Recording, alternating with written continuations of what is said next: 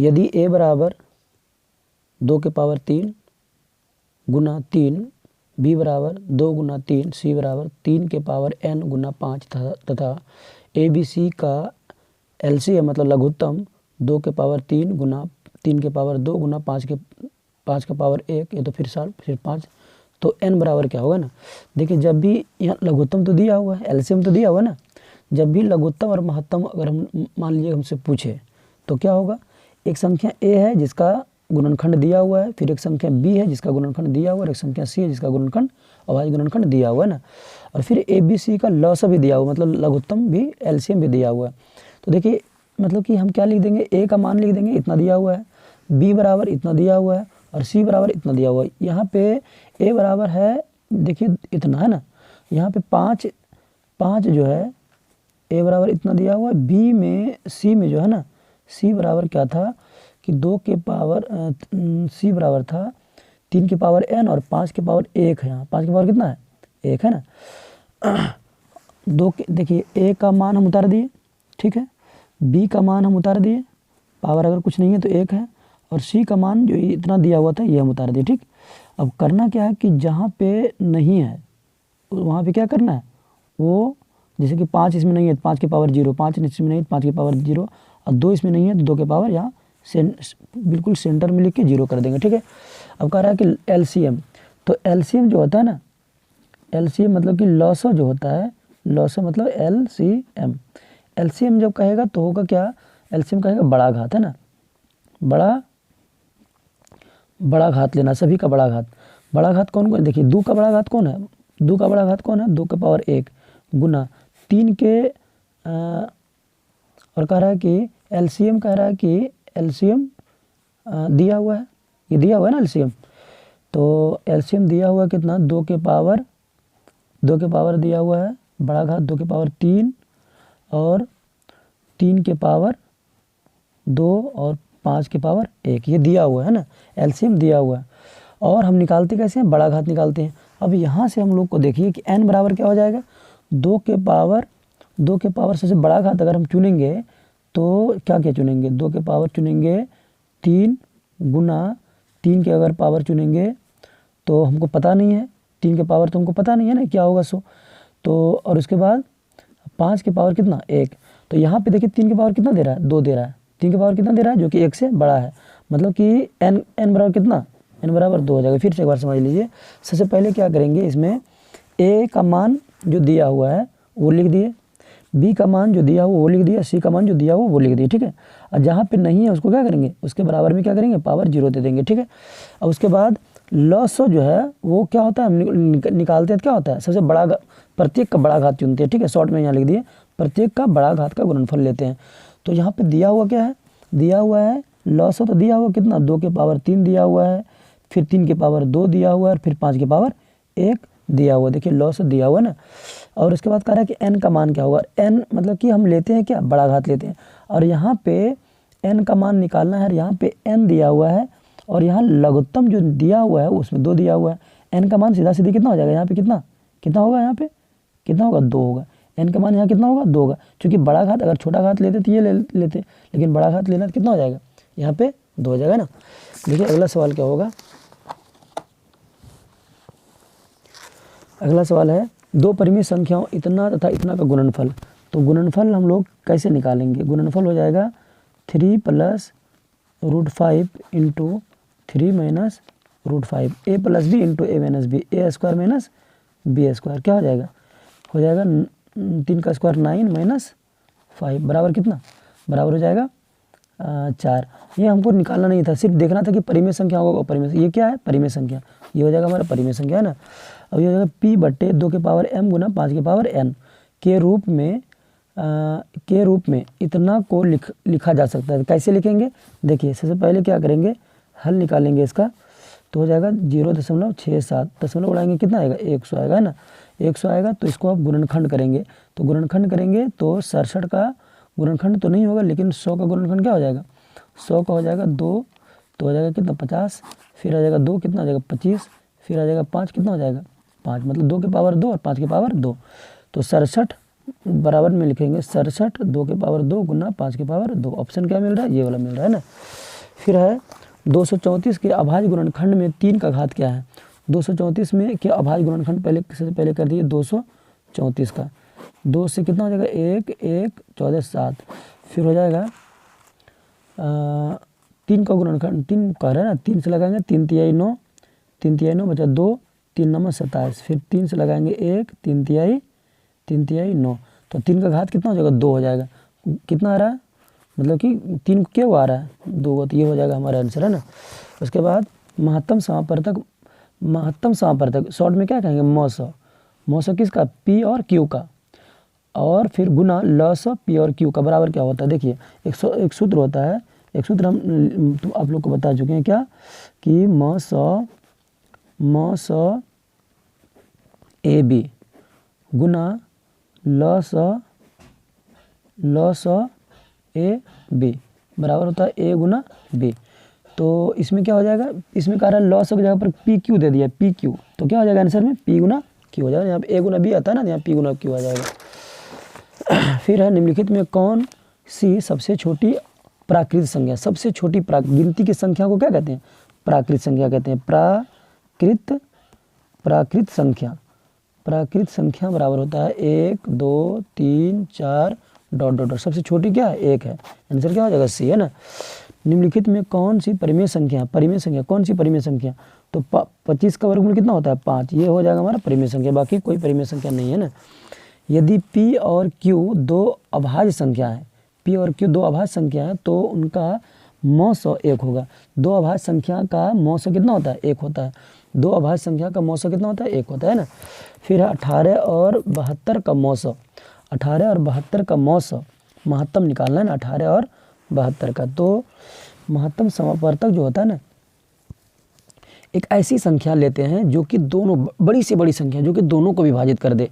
तो एक बड़ी से बड़ी संख्या डायरेक्ट चुनिए, तो एक इसमें ले लीजिए 18 जो कि एक बार में विभाजित कर रहा है, इसमें भी ले लीजिए 18, 18 कितना बार विभाजित कर रहा है एक बार में, इसमें भी ले लीजिए 18 कितना बार विभाजित करेगा 18 का 18, 18 36, 18 54, 18 72, 4 बार विभाजित करेगा ना।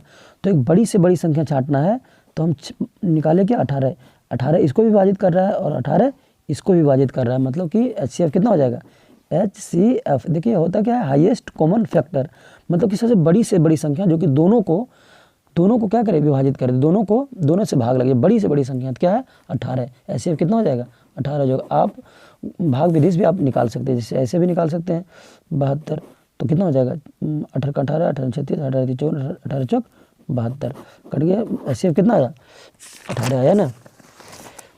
अब है दो संख्याओं का मौसो 27 एवं लौसो 162, दो संख्याओं का मौसो 27 और लौसो 162 है, उनमें से एक संख्या 54 है ना। देखिए इस फॉर्मूला होता है लौसो गुना मौसो बराबर दोनों संख्या का गुणनफल, ये फॉर्मूला होता है ना।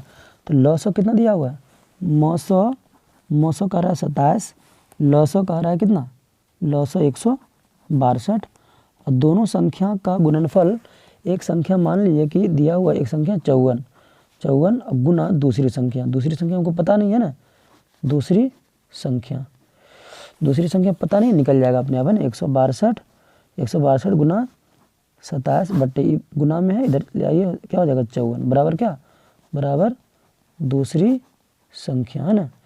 तो 27 गुना 54, दो बार में इसको काटेंगे कितना बार में कटेगा 8 1 81, आंसर कहाँ है 81 डी हो गया ना।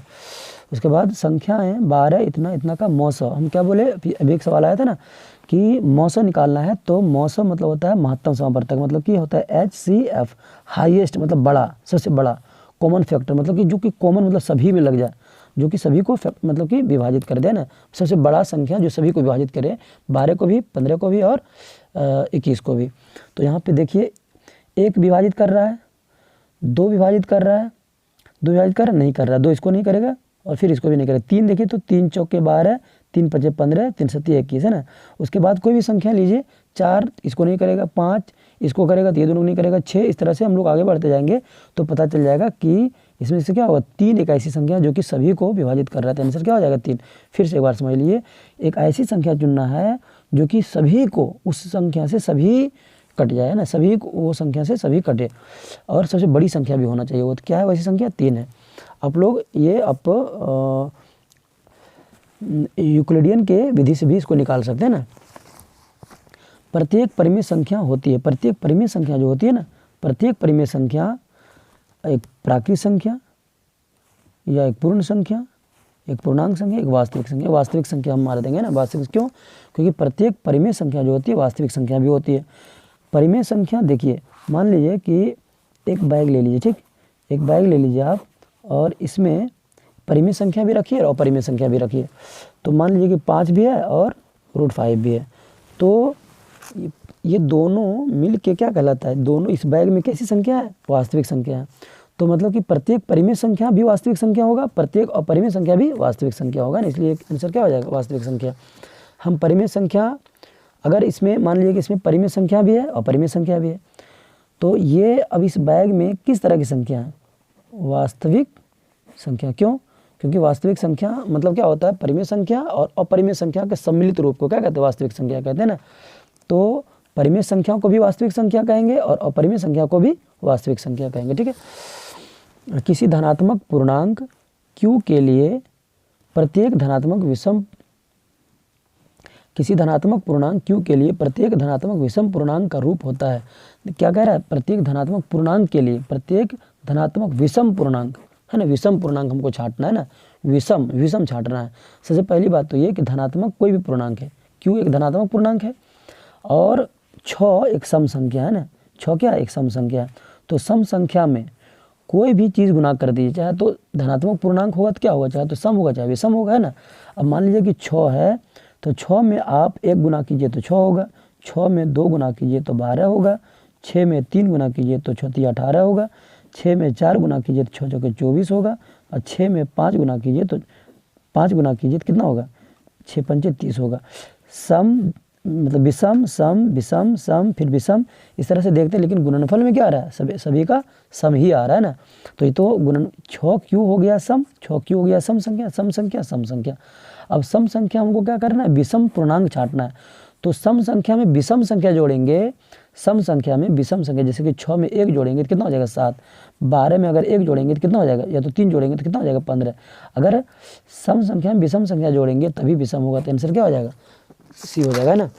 अगला सवाल है कि ये 22/7 क्या है। 22/7 एक परिमेय संख्या, याद रखिए कि 22/7 एक परिमेय संख्या, जबकि 22/7 जो कि पाई होता है ना, पाई क्या होता है, एक अपरिमेय संख्या होता है। क्या होता है, एक अपरिमेय संख्या होता है।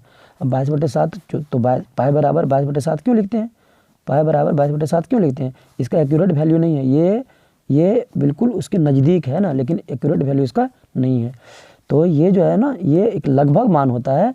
तो ये देखिए, ये क्या है, ये अपरिमेय संख्या है, और जबकि ये क्या है, परिमेय संख्या है। तो इसका जो एक्यूरेट मान ये नहीं है ना, ये हम लोग लगभग मान लेते हैं सिर्फ, ठीक है। तो याद रखिएगा, पाई एक अपरिमेय संख्या, जबकि 22/7 क्या है, परिमेय संख्या, ठीक है। यदि भाग एल्गोरिदम a = bq + r में a = 37 है, b = 4 है, r = 1 है, तो q का मान निकालना है ना। a = bq + r, a का मान कितना दिया हुआ है, a का मान दिया हुआ 37 बराबर b का मान कितना है 4, गुना कितना गुना करें, कितना गुना करें, 16 का 16 16 32 नहीं, मतलब कि 9 चौके 36, 9 चौके 36 प्लस 1 शेष बच रहा है ना, 9 चौके 36 और 1 37, तो q का मान कितना आया, q का मान कितना आया 9 आया। ये हमारा आंसर हो जाएगा, ठीक है। निम्नलिखित में कौन अपरिमेय संख्या नहीं है, अपरिमेय संख्या नहीं है, अपरिमेय संख्या नहीं मतलब परिमेय संख्या है, अपरिमेय संख्या नहीं होना चाहिए। ये अपरिमेय संख्या है, ये भी अपरिमेय संख्या, ये भी अपरिमेय संख्या, ये अपरिमेय संख्या नहीं है। क्यों, क्योंकि 12 √12/√3 3 चौके 12 कितना बार में कटेगा, 4 बार में, इसका मान कितना हो जाएगा 2, तो ये अपरिमेय संख्या नहीं है, ठीक है। उसके बाद क्या हो जाएगा, इतना का p/2 के पावर n गुना 5 के पावर m रूप निम्नलिखित में कौन होगा। देखिए हल कर रहे हैं, 0.105 दशमलव उड़ाएंगे कितना आएगा 1000 आएगा, ठीक है। बराबर में क्या हो गया 105 और यहाँ पे आ गया 1000, काट देंगे 5 से, 5 दूना 10, 5 एकम 5, 5 से काटेंगे 5 दूना 10, 00, ठीक है। अब उसके बाद हमको तो इस रूप में लाना है, तो क्या करें, 21 तो 2 से पहले 200 का क्या करते हैं, अभाज्य गुणनखंड करते हैं। 2 बार में कितना हो जाएगा 100, फिर 2 बार में कितना हो जाएगा 50, फिर 2 बार में हो जाएगा कितना 25, कितना हो जाएगा 25 और फिर हो जाएगा 5 बार में कितना, 5 बार में हो जाएगा 5, ठीक है। उसके बाद ये कितना आ गया 21/2 के पावर कितना, 2 के पावर 3 है और फिर 5 के पावर 2 है, तो 2 के पावर 3 गुना 5 के पावर 2, ये हमारा आंसर हो जाएगा क्या, आंसर हो जाएगा बी नंबर, है ना। इसके बाद अगला सवाल है निम्नलिखित में किसका दशमलव प्रसार शांत होगा, तो ये तो चेक करना पड़ेगा शांत किसका होगा। शांत कब होता है, शांत कब होता है, शांत तभी होगा जब p/2 के पावर n गुना 5 के पावर m के रूप में होगा, तभी शांत होगा, नहीं तो शांत नहीं होगा ना। तुमको देखना है कि इस रूप में कौन आता है। तो सबसे पहले चेक करते हैं इसका, तो सबसे कितना है, हम लोग ले लेते हैं 1600 का अभाज्य गुणनखंड, ठीक है। तो 2 बार में कितना हो जाएगा 800, फिर 2 बार में कितना हो जाएगा 400, फिर 2 बार में कितना हो जाएगा 200, फिर 2 बार में कितना 100, फिर 2 बार में 50, और फिर 2 बार में 25, और फिर 5 बार में कितना हो जाएगा 5 बार में 5। तो यहाँ पे आराम से हो जाएगा ना। देखिए 15 का ही आ जाएगा, ये देखिए 15 बट्टे कितना है, 15 बट्टे है कितना 1600, ठीक है। 1600 से पहले कि 3 का से काट दें, 5 का से काट देंगे, 5 3 15, और यहाँ काटेंगे 5 का से, तो हो जाएगा 5 3 15, बचा कितना, बचा 1, यहाँ हो जाएगा 10, 5 दूना 10, और यहाँ हो जाएगा 0, ठीक है। तो अब क्या हो जाएगा, या तो इसको हम बिना काटे ऐसे भी लिख सकते थे, फिर से इसको हम लोग अभाज्य गुणनखंड कैसे करेंगे, ऐसे डायरेक्ट लिखते हैं ना। 15 को लिखते हैं 2 गुना 3 गुना 5, ठीक है। और इसको लिखते हैं 2 के पावर कितना 1 2 3 4 5 6, 2 के पावर 6 गुना 5 के पावर कितना 2, ठीक है। तो ये कटेगा तो ये कट जाएगा, बराबर में क्या बचेगा 3/2 के पावर 6 गुना 5 के पावर 1, इस रूप में आया ना, तो यही हमारा आंसर हो जाएगा, ठीक है। उसके बाद आगे देखते हैं, 2 धन पूर्णांकों a और b के लिए महत्तम m/a b गुना l/a b बराबर बट्टे a b भी है ना। देखिए तो एक फार्मूला होता है, एक फार्मूला क्या होता है, m/a b गुना l/a b बराबर होता है a गुना b, ठीक है। ये फार्मूला होता है। अब यहाँ बट्टे में ए बी मतलब a Guna b, a Guna b मतलब a b, अगर a b को बट्टे में ले आएंगे तो यहाँ पे गुना 1 कर सकते हैं ना। तो क्या हो जाएगा m/a b गुना l/a b, और इसको ए बी को बट्टे में ले आए तो यहाँ बराबर में क्या बचेगा 1 बचेगा। तो इतना सारा दिया हुआ है m/a b गुना l/a b बट्टे a b, बराबर में क्या आ रहा है 1 आ रहा है, तो आंसर क्या हो जाएगा ये वाला हो जाएगा ना। अगला सवाल है, अगला सवाल क्या है, निम्नलिखित में कौन सह अभाज्य है। सह अभाज्य किसको कहते हैं, जिसका मौसो 1 हो, जिसका मौसो 1 हो उसको क्या कहेंगे सह अभाज्य कहेंगे, ठीक है। देखिए मौसो 1 रहने के लिए आप सबसे पहले इसमें क्या छांटिएगा, एक अभाज्य संख्या छांटिएगा, ठीक। 13 क्या है, एक अभाज्य संख्या है। देखिए इसमें 13 एक अभाज्य, 13 का 26 33 39 13 चौके 52, 13 अभाज्य संख्या, लेकिन इसको काट रहा है तो ये तो नहीं होगा अभाज्य। मतलब कि 2 ऐसा संख्या छाड़िए जिसका मौसो 1 है, तो 13 से 52 कट रहा है, इसका मौसो 13 आ जाएगा ना, तो ये नहीं होगा। 21 चौके 84 ये नहीं होगा। 14 और 35 में 7 से कट जाएगा, 7 दूना 14 7 5 35 ये भी नहीं होगा। 18 और 25 में ये क्या हो जाएगा, 18 और 25 में कोई ऐसा काटने वाला है दोनों को जो काटे, कोई संख्या ऐसा नहीं, कोई संख्या ऐसा नहीं, इसलिए क्या हो जाएगा यही हमारा सहभाज्य होगा। जिसका मौसो आप लोग भाग लेमा से निकाल सकते हैं, जिसका मौसो 1 आता है वही क्या होता है सह अभाज्य होता है ना। जैसे कि हम लोग फार्मूला होता है, इसका फार्मूला होता है कि ए बी सह अभाज्य होंगे, सह अभाज्य होंगे यदि मौसो ए बी बराबर 1, तब क्या होंगे सह अभाज्य होंगे। तो इसका मौसो 1 आएगा। देखिए ये एक बार समझा चुके, ये दोनों 21 से कट जाएगा, ये दोनों 7 से कट जाएगा, ये दोनों 13 से कट जाएगा, लेकिन ये दोनों सिर्फ 1 से ही कटेगा ना, तो इसलिए आंसर हो जाएगा। देखिए अगला सवाल है, निम्नलिखित में कौन यौगिक संख्या, यौगिक संख्या किसको कहते हैं, यौगिक संख्या कहते हैं फॉर्मूला में बताया हुआ है, यौगिक संख्या कहते हैं जो 1 से कटे और उस संख्या से भी कटे, मतलब कि एक से कटे, खुद से भी कटे और किसी अन्य से भी कटे, है ना। तो और अभाज्य संख्या किसको कहते हैं, जो जैसे कि मान लीजिए कि p एक अभाज्य संख्या है, तो किससे किससे कटेगा, ये एक से कटेगा और p से कटेगा। लेकिन अगर m एक यौगिक संख्या है तो किससे किससे कटेगा, एक से कटेगा, m से कटेगा और बीच में भी कोई संख्या से कटेगा ना, कोई अन्य संख्या से भी कटेगा, तो ये क्या होगा, यौगिक संख्या होगा। तो इसमें कह रहा है यौगिक संख्या कौन है, तो देखिए ना 11 अभाज्य है, 31 अभाज्य है, 41 अभाज्य है, ये क्या है, एक यौगिक संख्या, ठीक है, क्योंकि ये 7 से भी कट रहा है, ठीक, 3 से भी कट रहा है। निम्नलिखित में कौन अभाज्य संख्या, अभाज्य संख्या कौन है, छाटना अभाज्य संख्या।